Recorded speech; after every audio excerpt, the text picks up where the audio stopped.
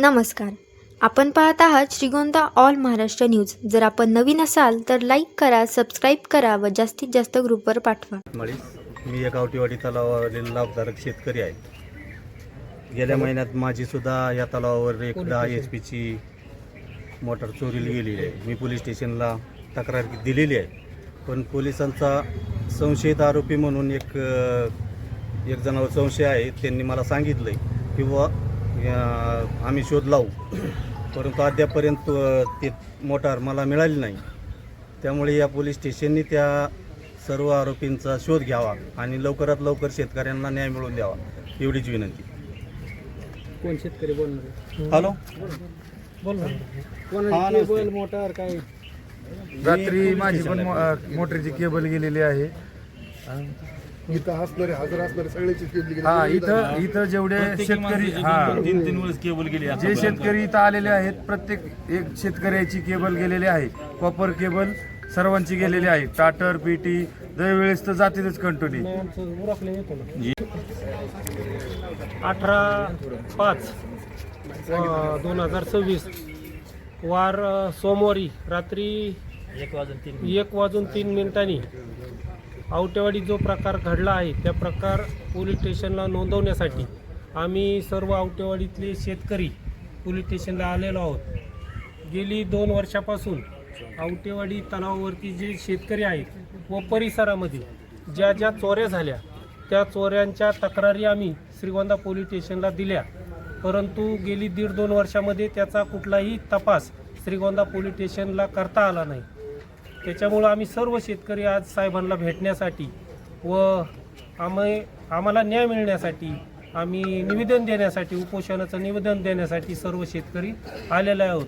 गेल्या 1.5-2 वर्षापूर्वी मध्ये मोटरीच्या आवटेवाडी तलावावरून इलेक्ट्रिक केबली गेलेले आहेत.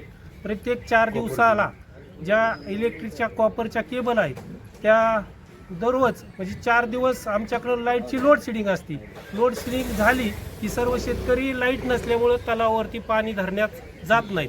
त्या संधीचा फायदा घेऊन चोर प्रत्येक 4 दिवसाला त्या तलावावरती 150 ते 200 मोटरी आहेत, त्या सर्व केबली चोरून नेत आहेत आणि त्याच्या तक्रारी दिलेल्या आहेत. त्याच्या अगोदर त्या दरम्यान छगन गंगाराम लबडे यांचं त्या आवटेवाडी परिसरामध्ये 1.5 ते 2 एकर डाळिंब होतं. ते रात्रीचं त्या काही चोरांनी ते डाळिंबसुद्धा चोरून नेलं. त्यांचा 2-2.5 लाखाचा ते चोरी झाली. त्याचीसुद्धा आम्ही तक्रार श्रीगोंदा पोलीस स्टेशनला दिलेली आहे. कुठल्याही तक्रारीचा आज अद्यापपर्यंत श्रीगोंदा पोलीस स्टेशननी शोध न लावल्यामुळं आम्ही सर्व तीव्र असं उपोषण करणार आहोत आणि त्याचा न्याय मिळेपर्यंत आम्ही श्रीगोंदा पोलीस स्टेशन आम्हाला जोपर्यंत न्याय देत नाही तोपर्यंत आम्ही आमरण उपोषण करणार आहोत. यानंतर आमचे काही शेतकरी त्यांच्या व्यथा मांडतील.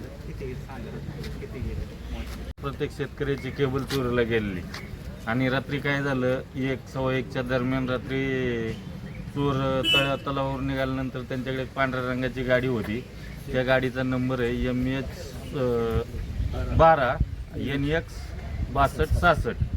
तर आम्ही तिच्या मागे पाहण्याचा प्रयत्न केला, पण त्यांनी आम्हाला अजिबात इतकं हे केलं की स्पीड होतं की त्याच मापच नाही. आम्ही 4 चाकी हां पुढं आम्ही एक जणाला उभा केलं की असं गाडी आली म्हणून, तर त्या माणसाने त्यांच्या अंगावर गाडी घातली.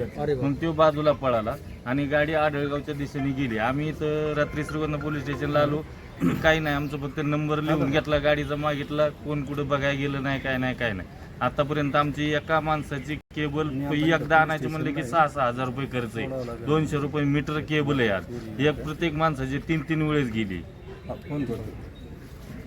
एक वेळेस तर असं झालंय की तलावावरती सगळ्या केबल तोडून आणून तलावातच आतमध्ये जाळून त्यांनी कॉपर काढून नेलं. इथून आम्ही पोलिसांना सांगितलं, नुसता पंचनामा झाला, कुठली कारवाई झाली नाही, कुणाला सांगितलं नाही, काय नाही.